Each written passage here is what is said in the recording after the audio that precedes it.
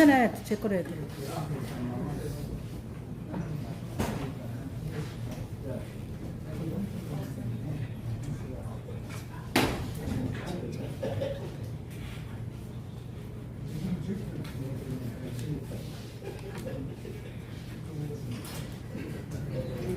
예, 네.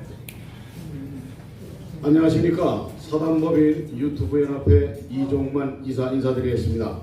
반갑습니다. 2024년 10월 16일 서울시 교육감 보궐선거를 앞두고 사단법인 유튜브연합회가 주최하는 서울시 교육감 예비 후보자 출마 기자회견 첫 번째 순서로 현직 고려대학교 교수로 계시는 홍우조 예비 후보님을 모시고 토론을 진행하겠습니다.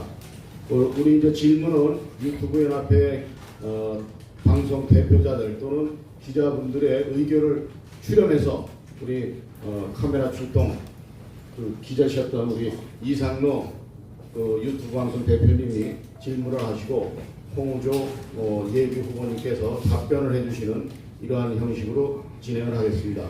먼저 사단법인 유튜브 연합회 공동대표이장으로 계시는 봉주루 방송의 지대용 회장님의 말씀을 먼저 듣도록 하겠습니다.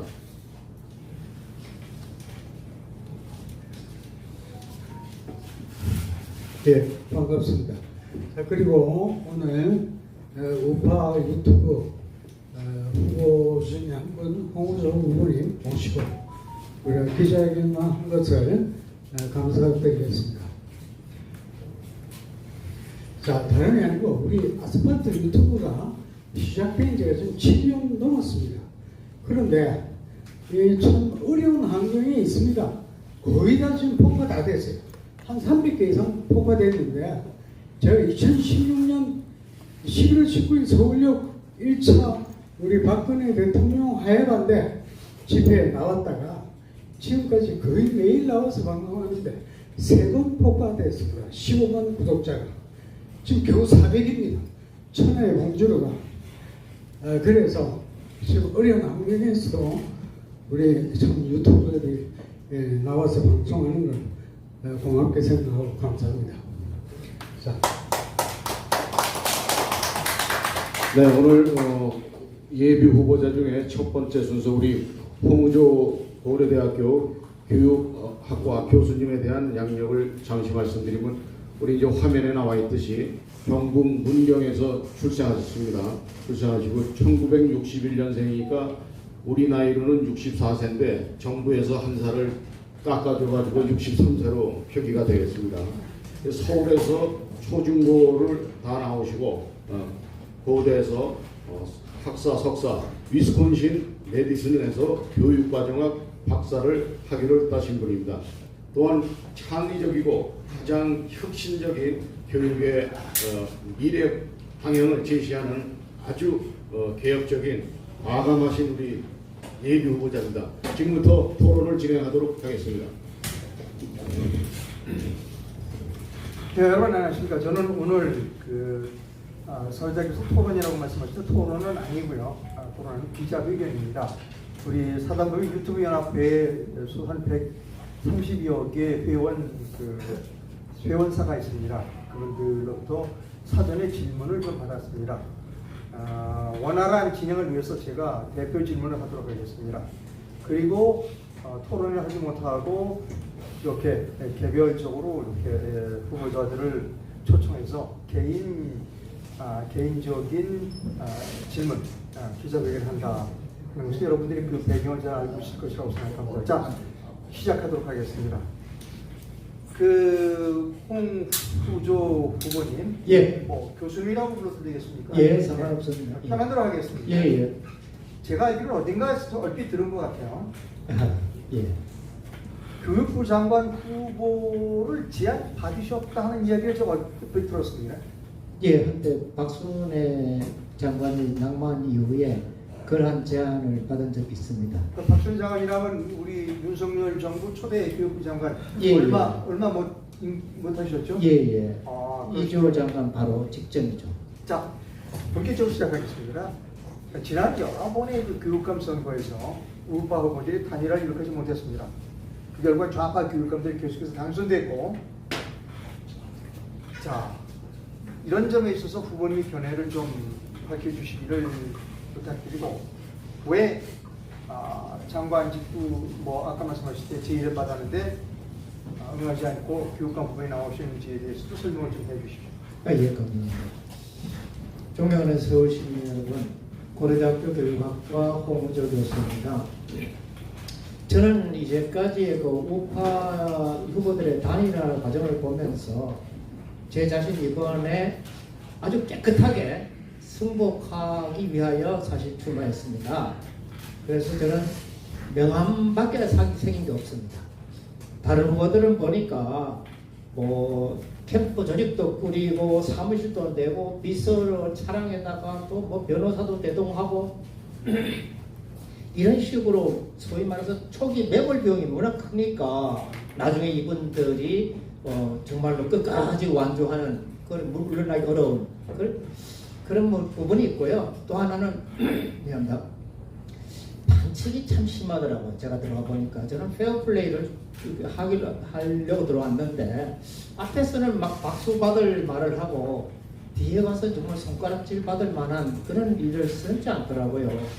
지금도 우리가 그런 얘기를 서로 합니다만은 상대 후보들에 대한 얘기들이 많이 오가다 보니까 이 본선 리스크가 크지 않습니까? 그런 분들이 어떤 경우는 학폭이라든가 폭행이라든가 폭언이라든가 또는 빚채무라든가 또 건강이라든가 등등 이러한 것들을 본선 리스크를 안고 있으니까 저 후보가 나가도 되나? 라는 그러한 그 의문을 가지는 것 같습니다. 아무튼 우리는 결선 이번에 그 경서에 대한 승복을 해서 단일화로 반드시 해야 되고 거기에 제가 앞장서도록 하겠습니다.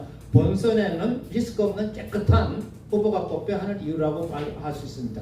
제 출마 동료는 첫째로는 이제까지의 그 교육감, 특히 뭐 죄송합니다. 좌파라고 얘기하는 좌파 교육감들이 망쳐놓은 교육을 좀 바로잡아야겠다라는 것이 첫 번째로. 두 번째로는 우리 우파 후보들은 그건 괜찮냐? 제가 보기에는 좌파에 대한 비판을 걷어내면 그 다음에는 정말 교육 본연에 무엇을 회복해야 될지에 대한 내용이 없어요. 그래서 저는 이러한 것을 교육의 질을 높여가기 위해서 출마했다 이렇게 말씀하실 수 있습니다. 다시 말해서 좌파 교육에 대한 비판은 누구나 할 수 있습니다. 그리고 그렇게 해서 우파를 끌어들일 수 있습니다.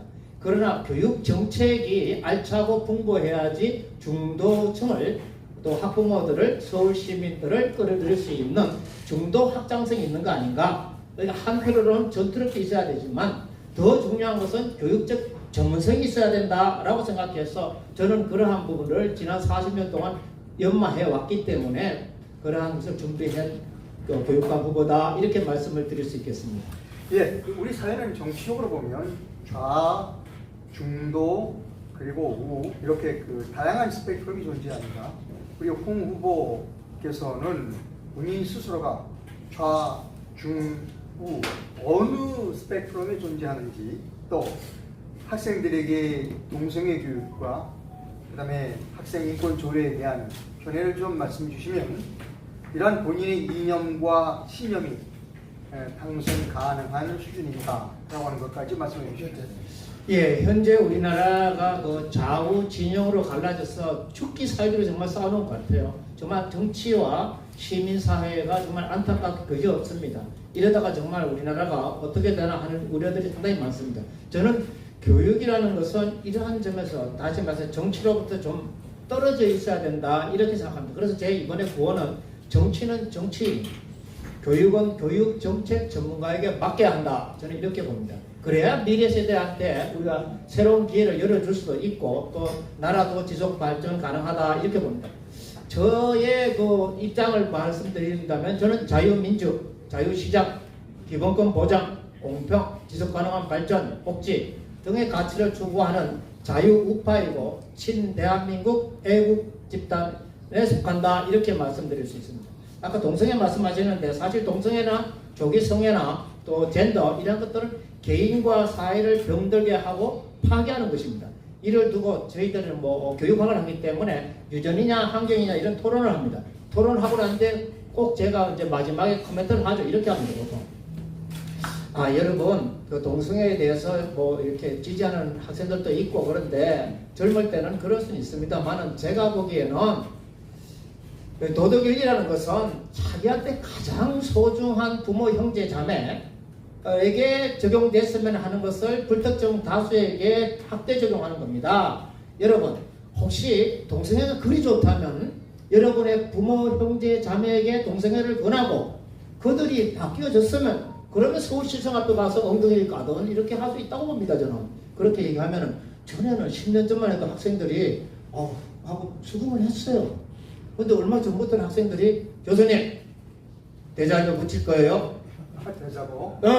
네. 그런 식으로 입틀막을 하는 거예요. 그래서 저는 이거 참 교육이 어떻게 이렇게 변했을까, 아이들이 왜 이렇게 사나워졌을까 이런 생각을 하고 있습니다. 그래서 저는 이러한 제가 교육적인 경험 같은 것들을 교육의 본질 회복을 염원하는 분들, 더구나 자유민주 옹호 핵심 세력이라 할 수 있는, 제가 보기엔 우리나라에 유일하게 남은 세력은 개신교 세력이 아닌가 어떨 때 그런 생각이 들더라고요. 그런 성도들을 비롯하는 대한민국 세력들을 모두 저를 지지해 줄 것으로 저는 그렇게 봅니다. 그래서 교육 본질을 회복하기를 원하시는 분들, 그리고 질적인 교육을 바라는 분들, 수도 서울 교육이 나라와 세계를 선도하는 세계 인류 교육을 염원하는 분들의 염원을 안고 제가 출마했다, 이렇게 말씀을 드릴 수 있겠습니다. 학생인권 선언, 학생인권 조회에 대해서는 어떻게 생각하십니까? 당연히 폐지해야죠.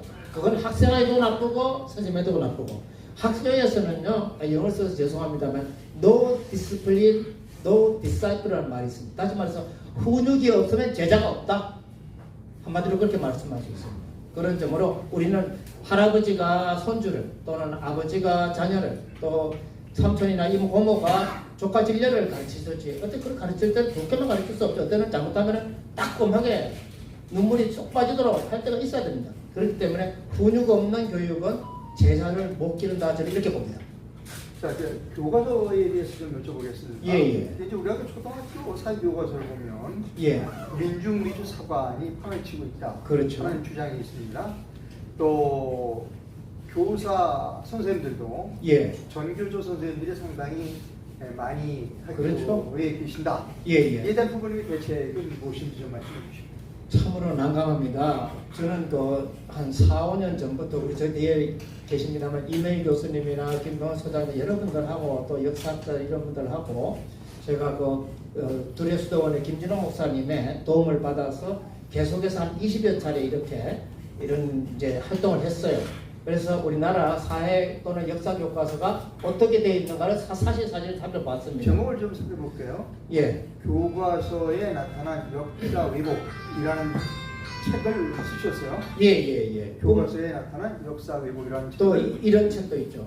이 책은 제목이 이것은 대한민국 초등 사회 교과서가 될 수 없다. 이것은 대한민국 초등 사회 교과서가 될 수 없다. 잠깐 설명 주시죠. 왜 교과서가 될 수 없는지. 실제로 이런 책들을 보면은요, 기본적으로 민중사관이랄까 통일사관 등등 이러한 것들로 인해서 우리나라 역사가 실패한 역사로 우리나라는 태어나지 말아야 될 나라인 것처럼, 정말로 우리가 1945년에 제국주의에 의해서 그것이 이제 식민지가 다 이렇게 해방되면서 대부분의 나라, 143개국의 대부분 나라들은 공산국가라든가 왕조국가로 또는 전체주의 독재국가로 다 그걸로 회귀했거든요. 그런데 우리나라는 아시다시피 이승만, 김성수 선생 등 건국의 아버지 어머니들께서 정말 좋은 선택하셔갖고 오늘날 우리가 5천 역사에서 최절정기를 저는 지나고 있다. 그분들에게 정말 감사할 일이다, 이렇게 생각하면서 이러한 입장에서 이 글을 썼고 또 같이 토론한 것입니다. 또 얼마 전에는 이 대한민국 사회교과서라는 대안적인 교과서를 같이 우리 대한교조에 정말 열심히 하는 선생님들이거든요. 대한교조라고 그분들하고 같이 썼죠. 그래서 대한민국 사회교과서라는 그 교과서를 쓰신 겁니까? 같이 썼습니다. 여러분하고 같이 쓰셨다? 대안이 있어야 되니까 뒷방만 할 수 없으니까. 그래서 그런 점에서 아주 좋고, 앞으로도 저는 서울 시내에 아주 훌륭한 선생님들이 많습니다. 그분들 잘 발굴해서 정말 우리나라의 사회교과서가 지금처럼 교육과정 개정기제마다 초판만 나오고 다 그냥 버리거든요. 그런 게 아니라 좋은 교과서는 1판, 2판, 3판, 4판 해서 판수를 거듭해 가야 되거든요. 그런 교과서도 한번 써보고 싶고요. 무엇보다도 기본적으로 우리가 정치 시민 교육 그리고 사상이나 이념 교육에 있어서 지켜야 될 가장 최소한의 원칙이 있습니다. 그걸 독일에서는 보이테스 바허 합의라고 합니다. 다시요. 보이테스 바허 합의. 보이테스 바허 합의인데 보이테스 바허라는 도시에서 같이 좌파 우파들이 중도들이 다 모여서 합의한 내용이거든요. 네. 그거를 제가 보다는 광노현 전 교육감도 그거를 참 말씀 많이 하셨어요. 네. 보이테스 바허 합의. 네. 제가 만약에 그걸 하게 되면 사회나 국사나 국어나 이런 선생님들한테 이 원칙을 지켜라. 다시 말해 첫째는 선생님들이 주입이나 세뇌하지 마라. 이 기본 1원칙입니다. 주입 세뇌하지 마라. 둘째는 사회나 학계에서 논쟁적인 것은 수업에서도 논쟁을 붙여봐라. 예. 그 다음에 예를 들어서 김구는 통일 세력이고 이승만은 분당 세력인가? 최근 그렇게 써놨단 말이에요. 예. 과연 그런가요? 이제 그런 것을 토론하라는 거죠. 그리고 이제 세 번째는 학생들의 관심이나 흥미를 보고 그들을 존중해서 그들이 정치적 그런 행동이랄까 그런 것들을 보양시킬 수 있는 그 원칙. 이러한 세 가지 원칙으로 되어 있거든요. 이러한 것들을 교육감이 되면은 선생님들한테 잘 설명해서 앞으로 우리나라 교육이 세뇌라든가 주입이 안 되도록 그래서 그냥 무조건 죄송합니다 이런 말 써서 객단이 되지 않도록 그렇게 하도록 하겠습니다. 근데 말씀은 그렇게 하시지만 실질적으로 현장에서 선생님들이 이건 교과서야 학생들한테 이게 교과서입니다. 교과서 이렇게 있어요라고 정규 선생님들이 교육을 시킬 거예요. 저항이 만만치 않을 건데. 글쎄요, 제가 보기에는 저는 그렇게 봅니다. 이게 저 계속해서 교실에서는 물론 학생 눈높이에 맞춰서 잘 가르쳐야지만 교육 정책이라는 것 이거는 학부모 눈높이거든요. 학부모들은요 심지어 자기가 종북 주사파라 하더라도 자기 자녀 어디다 유학 보냅니까? 미국이나 자유우방국가에 다 유학 보내잖아요. 다시 말해서 그게 자기 자녀에게 장래에 도움이 된다는 얘기거든요. 그러면 우리는 거기에 맞춰서 교육을 해야 되지 앞에서는 종북 주사파 얘기를 하고 뒤로는 자기 자녀는 빼돌려 갖고 거기다가 미국에다 유학시키고 이런 모순적인 일을 하면 안 되잖아요. 그죠? 그런 점에서 학부모 눈높이에 맞게 이러한 교육도 이루어져야 된다. 그렇게 말씀드리고 싶습니다. 예, 다음으로 넘어가겠습니다. 예. 우리 홍 후보님, 홍 교수님의 교육 정책 공약이 살펴보니까 100개가 넘어요. 101개 정도 되는데 이런 내용이 있습니다. 수도 서울 교육을 세계 으뜸 교육으로 그것은 5 최만족 교육. 5 앞에 5자는 아라비아 숫자 5입니다. 5 최만족 교육이라고 말합니다. 아라비아 숫자 5가 들어가는 5 최만족 교육은 예. 무슨 뜻입니까? 저는 미래 세대와 나라를 살리는 서울 교육을 어떻게 해야 되는가에 대해서 지난 40년 동안 같이 고민해 오면서 그 중에 일부를 우리 서울 교육에 적용할 수 있게 101가지를 추려본 것입니다. 그래서 제 구호는 수도 서울 교육을 세계 으뜸 교육으로 이때 5가지 최를 하는 것은 첫 번째는 최대 고용입니다. 교육 약자들이죠. 학교 밖에 거리에 있는 청소년들, 또는 홈스쿨링 하는 사람들, 검정고시 하는 사람들 등등 이런 사람들을 잘 포용해서 최대한으로 포용한다. 예. 그런 점에서 최대 포용이고요. 그리고 그런 학생들도 우리의 납세자의 자녀잖아요. 그런 점에서 동등하게 납세 혜택을 받도록 하기 위해서 가급적이면 바우처 제도랄까 이런 것들 좀 시범적으로 도입해 봤으면 합니다. 두 번째로는 최적의 학습 기회입니다. 아시다시피 다른 나라는 근대 과학 기술 문명에 대해서 이과, 수학, 과학, 기술, 공학 이과 수업 시간이 50% 정도 됩니다. 전체 시간. 문과는 한 30% 되고요. 예체능이 한 20% 되고. 근데 우리나라는 바뀌었습니다. 문과 수업이 50%고 이과 수업은 30%밖에 안 됩니다. 수업 시간. 그러니까 학생들이 정직한 정답을 공부하는 시기를 많이 놓치는 거죠. 그냥 사실과 관계없이 자기의 의견, 주장, 해서 판단을 앞세우는 거예요. 그러다 보니까 너무 성급하게 앞세우는 거죠. 그러니까 이렇게 지금 사회도 혼란스럽고 이렇게 그렇다고 봅니다. 그런 점에서 최적의 학습비에서는 이과 과목 수업 시간의 비중을 최소한 40%를 높여야 되는 거 아닌가 이렇게 생각을 하고요. 그리고 특히 일반계 고등학교에 지금 9개 학급이나 36개 학급이나 비슷비슷한 그런 초록동색의 그런 획일적인 교육과정을 제공하고 있는데 이걸 어떻게 권역별로 잘 먹고 와서 학교 간의 역할 분담을 해서 학생에게 선택과 집중의 진로별 학습 기회를 보장할 수 있을까? 이런 것들은 대의들이 다 사실 박사학위론으로 다 시뮬레이션 다 해봤습니다. 이런 것들은. 그래서 말씀을 드리는 겁니다. 그래서 최적의 진로별 학습 기회를 준다는 거하고 셋째는 최신의 방법이 아시다시피 AI의 도움을 받아서 또 그린 스마트 학교 환경을 제공하면서 그러한 것들을 최신의 방법으로 할 수 있겠고요. 넷째는 최고 잠재력 개발입니다. 저는 조금 무리가 있습니다만 제가 가장 존경하는 교육학자 중에서 정범모 선생님이라고 계시고 얼마 전에 돌아가신 그러니 따님이 죄송한데만은 이렇게 좀 불편한이었어요. 그래도 그분이 자기 따님에게 아주 정상적인 활동을 하도록 해서 대학 교수로 마쳤거든요. 따님이. 그런 거 보면서 저는 우리나라도 장애인이라든가 그런 어떤 어려움을 겪는 특수화들도 보통 정상화로 올릴 수도 있고 그걸 서강대 장영희 교수 같은 분이 그랬잖아요. 그리고 우리가 또 범죄라고 하는 일반적인 아이들은 영재로 좀 더 키워주고 하는 게 교육의 본질적인 저희 기능이다 저는 이렇게 봅니다. 그런 점에서 최고 잠재력 발현을 해야 되고요. 학생들이. 그 다음에 다섯 번째는 최선의 성과 그러니까 개인적 사회적으로 선한 영향을 미치는 그런 학습자들 우리 아이들을 길러내야지 홍익을 길러내야 되겠습니까? 우리가 서울교육은 세계 인류교육 그리고 어떤 교육으로 나라를 선도하고 인류 사회를 이끌 그러한 비전으로 나가야 됩니다. 그 전환의 열쇠, 학생들의 더 나은 삶과 공부를 열어주는 그 열쇠를 저는 잘 깎아두었습니다. 준비되었습니다. 네. 자, 공은 공약을 제가 좀 살펴봤어요. 예. 근데 다른 후보들에게서는 발견할 수 없는 여러 가지 용어들이 있고 캐치프레이즈들이 있습니다. 그걸 좀 제가 여쭤보겠어요. 예를 들면 이런 게 있습니다. 예. 교사의 교실 수업은 학생 눈높이에 맞춰야 한다.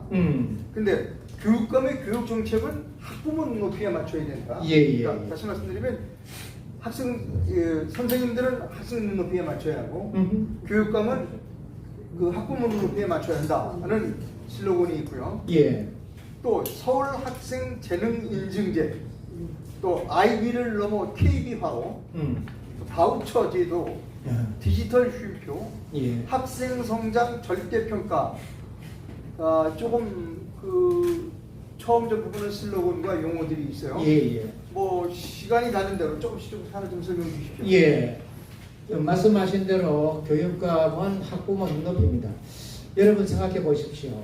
어느 학부모가 자기 집에 서가에다가 생생한 성행위 장면, 동성애끼리 동성끼리 키스하는 장면, 또 뭐 콘돔 사용법 등등 이러한 것들이 들어있는 사진이나 이런 그림을 가진 그런 책을 자기 서가에 꽂아둡니까 부모가?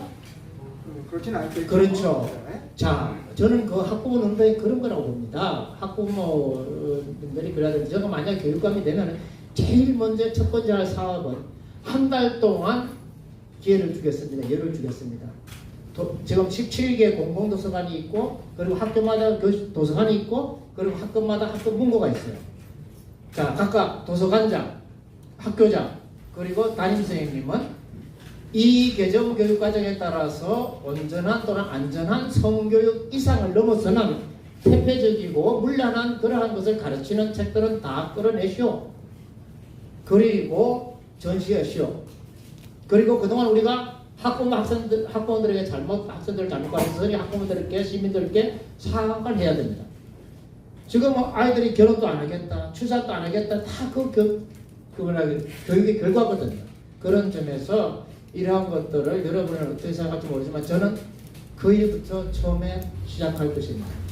두 번째로 서울 학생 재능 인정제는 보통 우리가 S 디플로마라고 이렇게 영어로 표현할 수 있는데 이것은 뭐냐 하면은 어떤 학생이 12년 동안 일기를 썼어요. 네. 그러면 일기를 쓰는 건 나의 일기지만 우리는 그런 학생들을 키우고 싶은 거예요. 그럼 우리가 그걸 장려해야죠. 어떤 초등학생이 생명을 좌우하는 유일한 운동은 수영을 50m 했어요. 그럼 야 얘는 이제 뭐 세월호 심지어 그런 사고가 나더라도 안전하겠다. 우리가 그렇게 인정을 할 수 있는 거예요.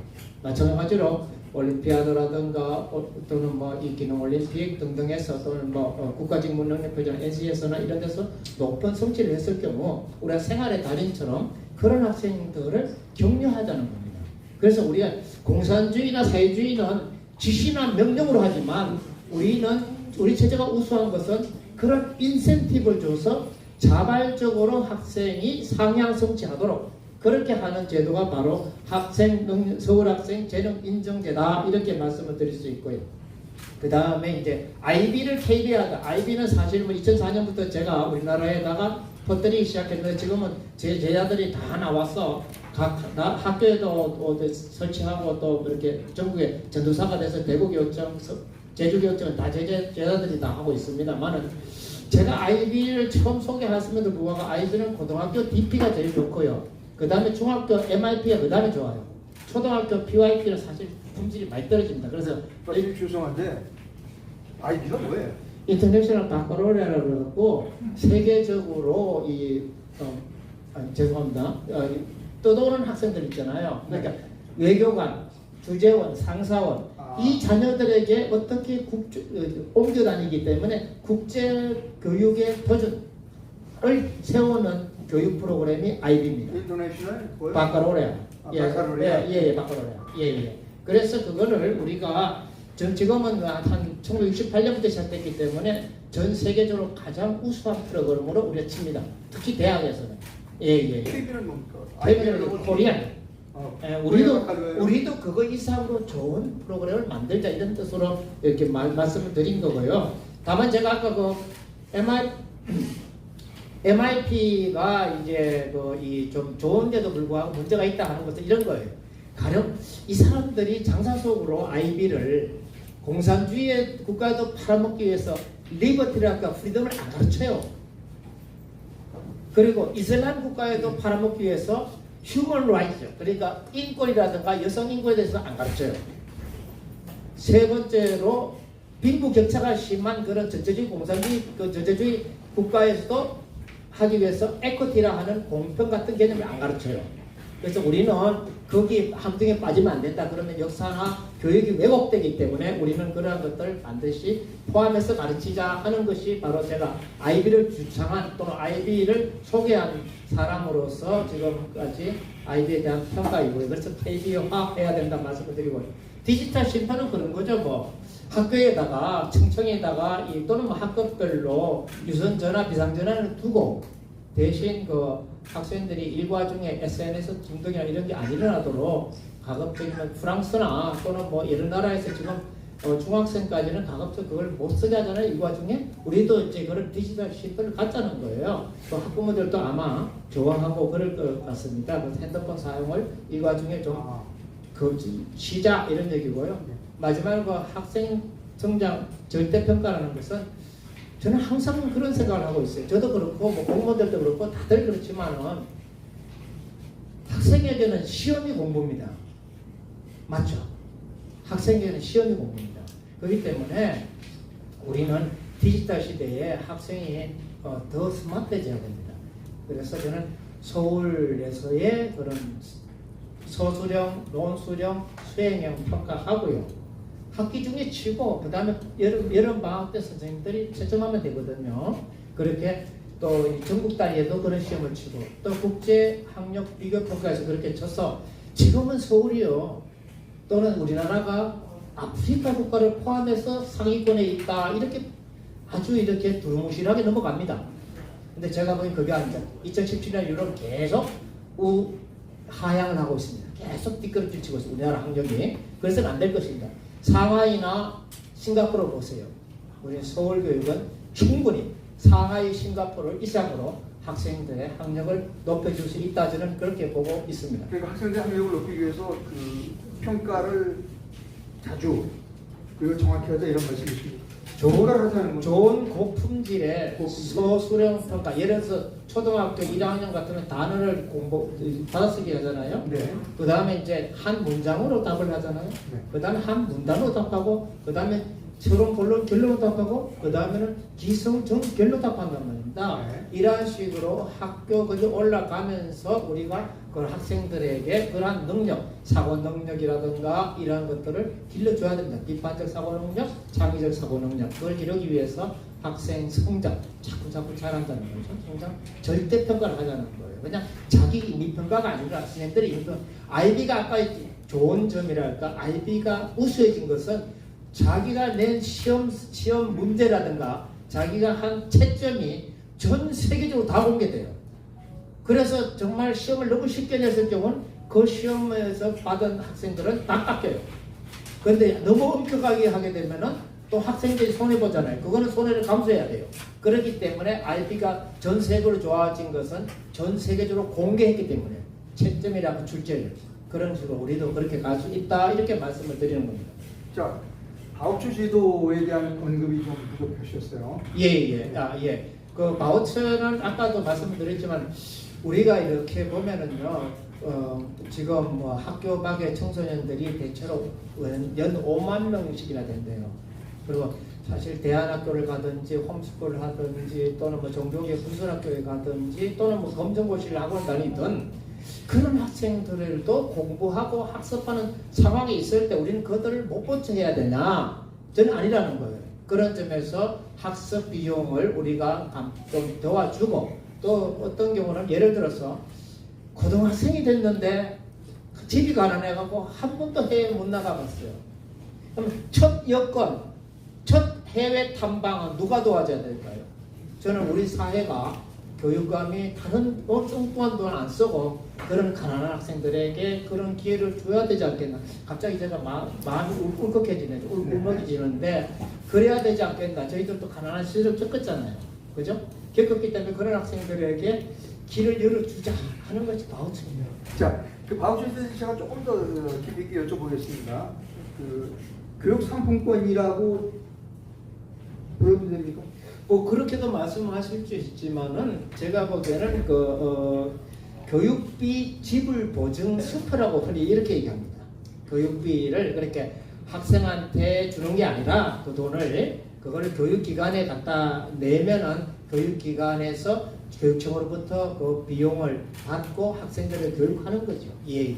그래서 다는 하겠습니까? 제가 보기엔 첫 번째는 학생당 경비가 얼마 되지 않지만 학생당 경비, 학교당 경비나 학급당 경비를 다 못 주더라도 학생당 경비부터 차근차근 바우처 제도를 실시하는 것이 교육복지에 맞지 않느냐 저는 이렇게 봅니다.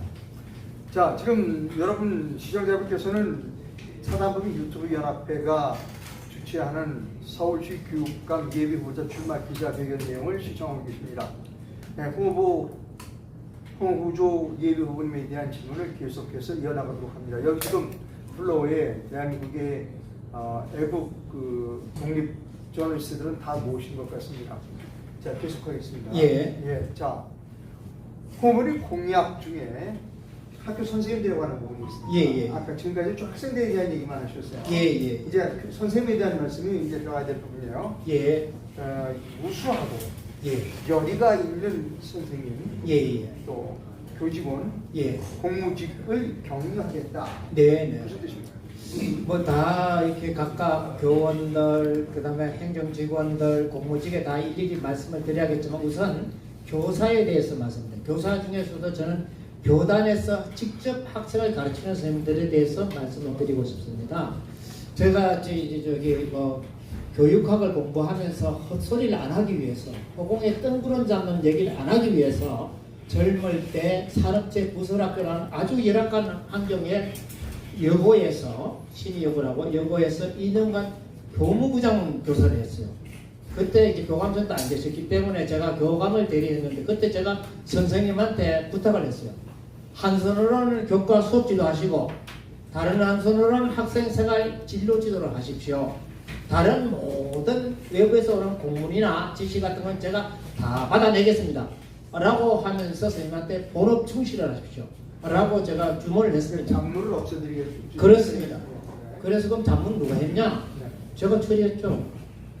매일 똑같은 학교 이름이 뭐냐, 주소가 어떻게 되냐, 학급이 몇 단도 학생이 몇 명이나 하는 건 똑같은 얘기잖아요. 저는 셀토에 다 집어넣었어요.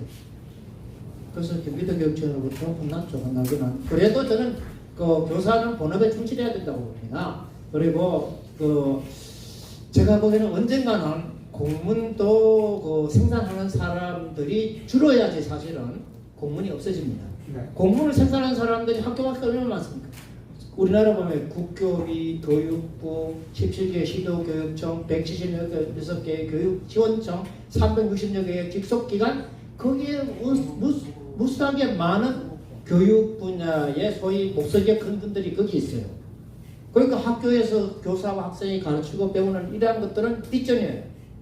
다시 말해서 어떻게 거꾸로 된 거죠. 주객이 전도된 거죠, 우리가. 그런 그 교육 현실을 좀 바꿔야 되지 않겠나 저는 그렇게 봅니다. 그래서 우수하고 열의 있는 선생님들이 보통 우리나라는 그래요. 특히 공립학교, 국공립학교 선생님들 같은 경우는 15년 차에 장학사 시험을 치잖아요. 그러면 수업을 떠나서 학생을 떠나서 교실을 떠나서 학교를 떠나서 거기 나가갖고 교사로 있으면 평생 공무원 7급 대우를 받거든요. 그분들이 나가면 이제 6급, 5급, 4급, 3급 이렇게 올라간단 말이에요. 네. 교육부에 가면 1급까지 있으니까. 자, 학교를 떠나야지, 학생을 떠나야지 우수하고 열의 있는 분들이 대접을 받는다면 나라도 그 길을 가겠어요. 그러나 우리는 우수하고 열의 있는 선생님들이 학생 옆에 있어야 된다고 봐요. 저는 그러한 그 교직 본연의 교사 본업에 충실한 선생님들을 격려하고 또 그렇게 하는 방법을 시범적으로 특히 뭐 사립학교도 그렇게 할 수 있거든요. 좀 격려를 해볼까 그렇게 생각했고요. 또 한 가지는 지금 교장 공모제라고 있어요.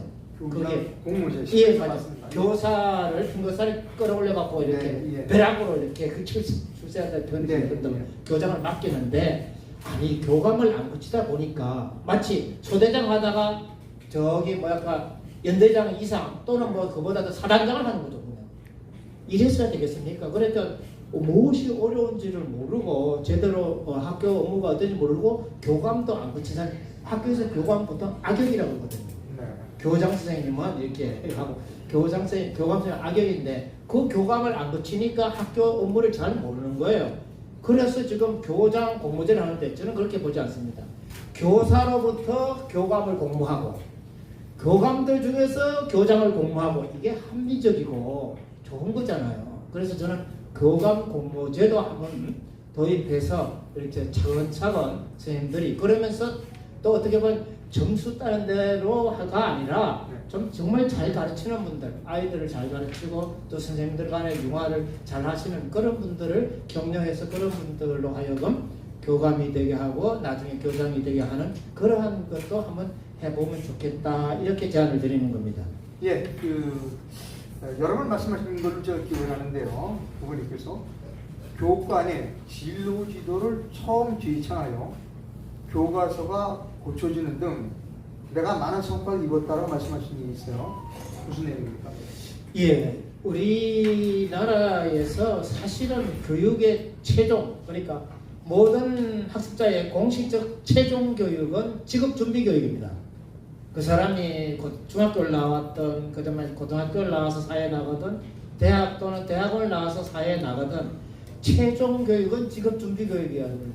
그 직업 준비 교육을 하는 데서 제일 중요한 게 내가 사회에 나가면 첫 직업이 뭔가를 생각하고 그 첫 직업에 준비하는 과정이 있어야 되는 거예요. 근데 지금 우리나라에는 중학교 나와서 사회에 나가는 학생, 또 일반계에 나가서 사회에 나가는 학생, 그런 학생들은 사회에 나가면 얼마 못 버텨요. 왜? 직업 기술이 없기 때문에. 그래서 저는 그 학생들에게 진로를 중학교 3학년까지는 잠정적으로 잘 이렇게 결정을 하고 첫 직업을 대한 결정을 하고 그리고 독일 같은 데 초등학교 4학년 때부터 한다고 그랬죠? 네, 너무 빠르고 그거는요. 그렇기 때문에 우리가 그렇게 하고 중학교 3학년까지 늦어도 하게 하고 그리고 그 학생들에게 진로 지도뿐만 아니라 직업 기술 교육을 잘 가르치고 심지어 중학교 나와서 거리를 헤매는 학생들도 와라 너 졸업장 아직 안 준다 우리는 네가 직업 기술을 3달이라도 받아라 그래야지 네가 반사회적인 직업에 족복이 되거나 반사회적인 직업에 종사하지 않는다. 직업 기술 교육이야말로 삶에 있어서 그 사람에게 있어 가장 큰 무기거든요. 만약 직업기술교육 없이 학교를 나간다는 것은 마치 공중에서 낙하산 없이 뛰어내리는 거랑 똑같은 거거든요. 그렇기 때문에 학교에서는 직업기술교육을 분명히 가르쳐서 학생들이 사회에 나가서 경제적으로 자립하도록 도와주는 일이 교육에서는 매우 중요하다, 저는 이렇게 생각하고 있습니다. 자, 이제 그 어떤 조직이든지 예. 조직의 작은 그 능력을 어떻게 조직을 잘 관장하는가, 조직적으로 움직이는가, 어떻게 또 예산을 효율적으로 사용하는가, 이것을 평가를 해야 된다고 생각하는데요. 서울시 교육 책임을 맡게 된다면 예. 예산 사용을 어떻게 배분하실 것인가에 대한 부분을 좀 설명해 주십시오. 혹시 뭐 자료를 준비하셨으면 자료를 설명해 주시면 감사하겠습니다. 예. 전체적으로 아시다시피 서울시가 1년에 11조 1,605억 원입니다. 엄청난 예산이죠. 그 중에 대체로 68%는 임금입니다. 임금. 그리고 학교 운영비가 약 1조 정도 되고요. 그만큼 안 되지만 1조 가까이 되고요. 그리고 또 이렇게 교수학습 비용이 또 그 정도 되고요. 그것이 가장 큰 거죠. 그 다음에 시설비가 또 한 8천억, 9천억 되니까 대체로 한 1조씩 되는 게 한 4개 그룹이 있습니다. 그러니까 임금비 제일 많고, 그 다음에 학교 운영비, 시설비, 그리고 학교에서 교수학습비, 이런 것들이 제일 큰 비중을 차지하고 있습니다. 근데 제가 보기에는, 그리고 신문에서 여러 봤지만은 학교의 그런 교부금이 지방 국세의 20.79%죠. 그러니까 계속 우리나라 경제가 크면 클수록 교육 예산은 점점 막 불어난단 말이에요. 그러니까 학교가 감당할 수 없을 정도로 돈이 많아요, 지금.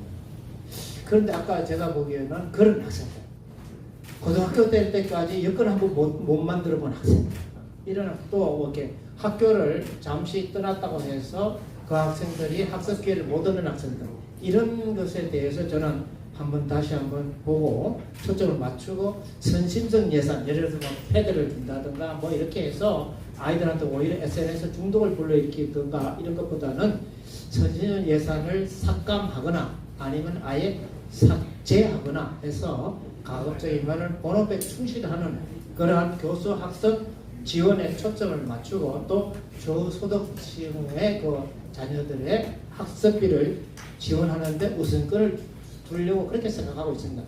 좀 더 이렇게 예산에 대해서는 우리 제자 또는 주변에 있는 분들하고 많이 논의를 해서 다음번에는 훨씬 더 분명한 것대로 보여드리기로 하고, 지금 아마 조금 그 기본 원칙만 이렇게 하면 좋겠다라고 기본 원칙만 이렇게 세웠습니다. 그래서 좀 더 상세한 것들은 하고, 가장 기본은 원칙이죠. 원칙을 잘 써야죠. 선심성 예산 삭감하거나 삭제한다. 기본입니다. 예산이 남는다면 중앙정부로 그 예산을 반납할 수도 있다.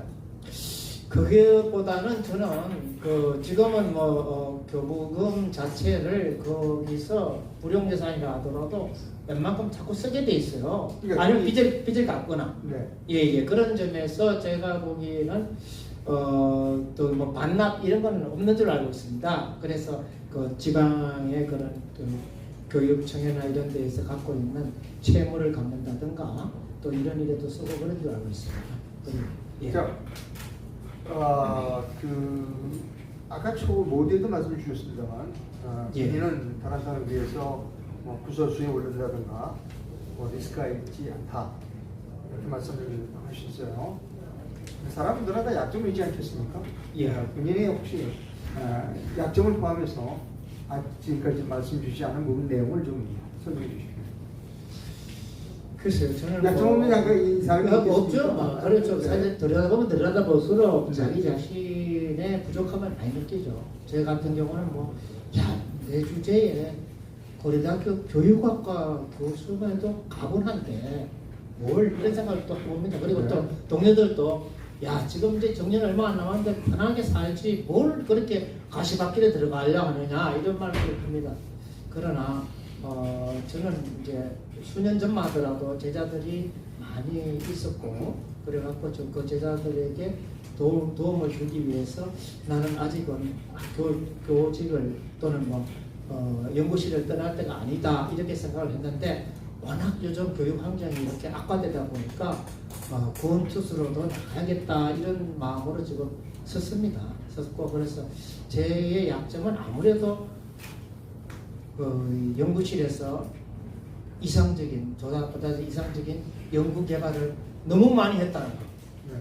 그게 연구를 약점. 너무 많이 하셨다. 그게 약점이라고 할 수 있습니다. 왜냐하면 제뭐 저서나 논문이나 또는 특히 뭐 우리 제자들과의 거의 같이 쓰다시피 한 연구 논문 이런 것들은 정말로 또 우리 분야에서는 상당히 주옥 같은 것들이 상당히 많습니다. 제 자랑이 아니라 제자 자랑입니다. 연구를 실무에 한번 적용. 실제 적용을 해서 그래서 저는 그럼 제가 공부하는 것도 교육과정 분야에서 교육과정 기준 개발입니다. 그래서 상당히 현장 지향적입니다. 그래서 페이퍼를 쓰면 그게 팔러시가 되고 팔러시가 다시 프로그램으로 구체화될 수 있도록 그렇게 공부한 것이 제 학문적인 여정이었지 않나 그렇게 봅니다. 혹시 뭐 중고등학교 수업 시간에 예, 그 교실을 방문해 보신 일이 있으십니까? 제가 사실은 그 재능기부 차원에서 네. 학교에 가서 그러한 그 특강 같은 거를 좀 합니다. 네. 그래서 학교에서 그 학생들의 그 행태라든가 행동이라든가 자세라든가 태도 이런 걸 자주 보죠. 그리고 저희 제자들이 다 학교 선생님입니다. 대부분 박사과정, 석사과정 제자들이요. 대부분 다 선생님들이고 그래서 매일 오늘 선생님, 교수님 오늘 이런 일이 일어났어요. 저런 일이 일어났어요. 와서 듣는 게 다 그런 얘기입니다. 제가 경험한 걸 좀 말씀드릴게요. 예. 제가 이제 몇 년 전에 모 고등학교에 예. 고등학교에 일일 교사 그렇죠. 같은 일이 있어요. 맞아요. 깜짝 놀랐습니다. 예. 그 학급에 한 30명 정도 학생이 있었어요. 예. 30명이 채 안 됐던 것 같은데 예. 대부분이 자요. 아하. 예. 제가 직접 경험한 거니까 예. 반 중 3분의 1 정도가 자는 것 같았고 3분의 1 정도가 다른 일을 하는 것 같았어요. 그 제가 하는 이 수업에 관심을 갖고 집중하는 학생은 3분의 1 정도? 그것도 많이 하셨네요. 그러니까 제가 그 강의를 잘못해서 본 겁니까? 아니면 일반적으로 학교가 그런 지금 상황입니까? 지금 제가 알기로는 소위 말해서 학생 인권 조례 이후로 그리고 무시험, 무과제, 무훈육 이후로 학교는 먹고 놀고 자는 것으로 저는 그렇게 변했다고 봅니다.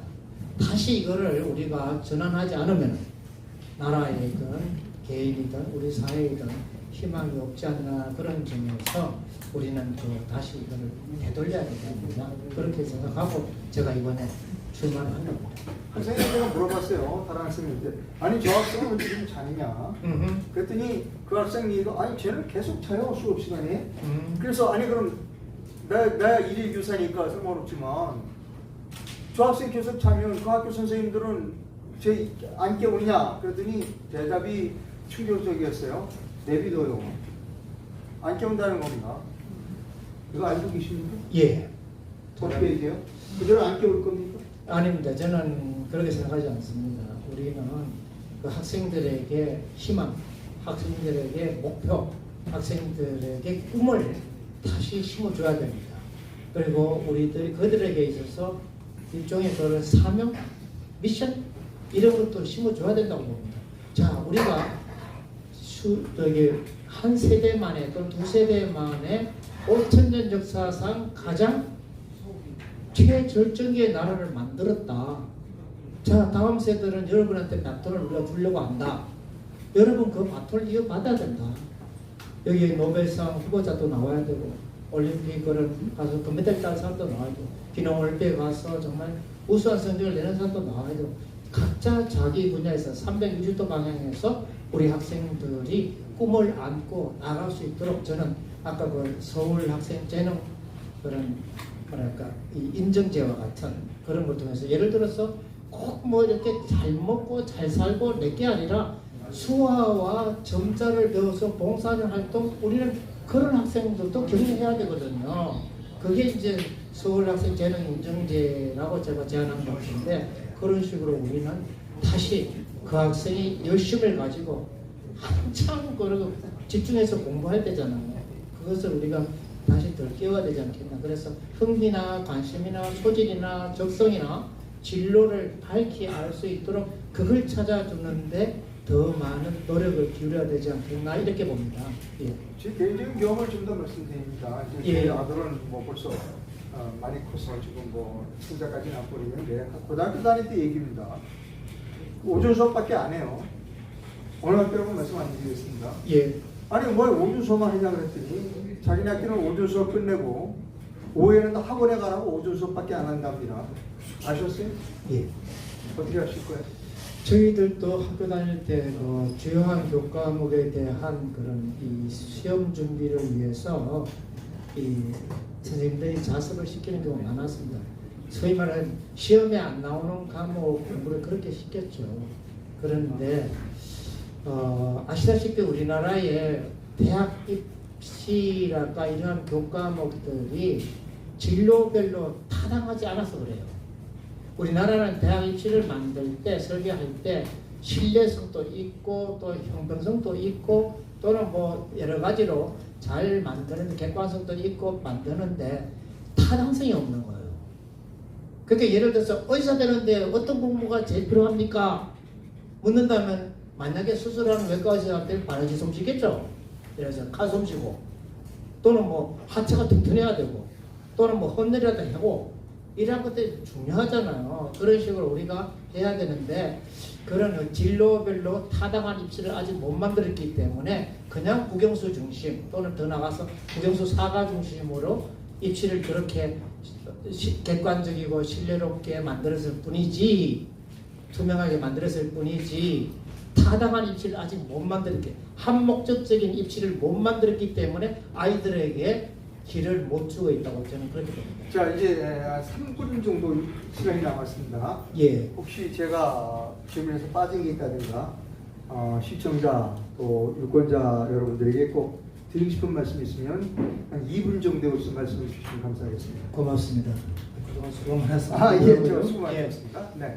예, 존경하는 서울 시민 여러분, 그리고 학부모 여러분, 우리의 그런 정말 현장에서 애쓰시는 우리 선생님, 그리고 행정직원님, 그리고 공무직 선생님들, 정말로 노고가 많으십니다. 여러분들의 노고가 우리의 젊은 학생들, 다음 세대들에게는 빛이 되고 그들에게 토대가 될 것입니다. 그런 점에서 감사를 드리고 저는 곧 이제 할아버지가 되지만 저는 사랑 가득한 할아버지로서 또 정성 어린 교육자로서 또 실력 있는 교육 전문가로서 서울 교육을 나라와 세계를 선도하는 어떤 교육으로 나가도록 하는데 제 신명을 다 바쳐 일할 것을 약속드립니다.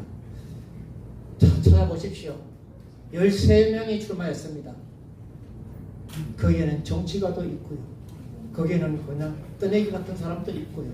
누가 교육 전문가고 누가 교육에서 현장에서 잔뼈가 굵고 누가 교육을 이렇게 바꿔보겠다 하는 비전을 갖고 있습니까? 찾아보십시오. 어디에서 우리 수도 서울 교육의 희망의 빛을 찾아가겠습니까? 두 눈을 크게 뜨고 찾아봐 주십시오. 원광석에서 보물을 찾으십니까? 진흙에서 진주를 찾으십니까? 예, 그러시더만 부디 제 홍후조 후보가 서울시 교육감으로 봉사할 수 있는 기회를 주십시오. 안심하고 아이를 학교에 맡기시겠습니까? 실력 있는 아이로 키우고 싶습니까? 저는 사실은 시골에서 가난한 집에서 이렇게 대학 교수까지 하게 된 것은 바로 그러한 저 여정 자체가 교육의 모습이라고 할 수 있겠습니다. 저를 주목해 주십시오. 실력 있는 아이로 키우고 싶습니까? 저 홍우조를 지지해 주십시오. 나라와 세계를 선도하는 어떤 서울 교육을 원하십니까? 그러면 저 홍우조를 선택해 주십시오. 주목해 주시고 지지해 주시고 선택해 달라는 겁니다. 21일 날 22일 날 예정대로 투표가 단일화를 위한 투표가 이루어질 때 저를 선택해 주시기 바랍니다. 여러분의 기대와 열망을 소중히 받들어서 하나하나 착실히 구현하는 홍후조 서울시 교육감이 되도록 하겠습니다. 저는 고려대학교 교육학과 교수로서 교육학 연구만, 교육 연구만 오랜 동안 해왔습니다. 거의 40년을 대학원 이후로 40년을 교육에만 있었기 때문에 교육이 어떠한 것에 대해서는 손금을 들여다보시 어느 정도 알고 있습니다. 그 맥을 짚을 수 있습니다. 준비된 교육감 홍후조였습니다.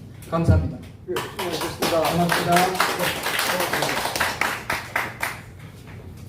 네, 서강법인 유튜브 연합회가 주최하고 서울시 교육감 예비 후보자 출마 기자회견의 첫 번째 순서로 우리 고려대학교의 홍후조 교수님의 기자회견이 있었습니다. 우리 고려대학교 경제학과도 아니고요. 예, 체육과도 아니고요. 교육학과입니다. 교육학과입니다. 네, 감사하고 우리 이상호 대표님하고 두 번째 큰 박수 부탁드리겠습니다. 네, 수고하셨습니다. 다음은 이어서 한 5분간 쉬고 두 번째 기자회견을 진행하도록 하겠습니다. 자, 쉬어야 합니까? 5분 정도. 아니, 후보 주시면 그냥 계속 이어가죠. 왜냐하면 생방 중인데 쉬지 말고 이어가면 어떡하세요?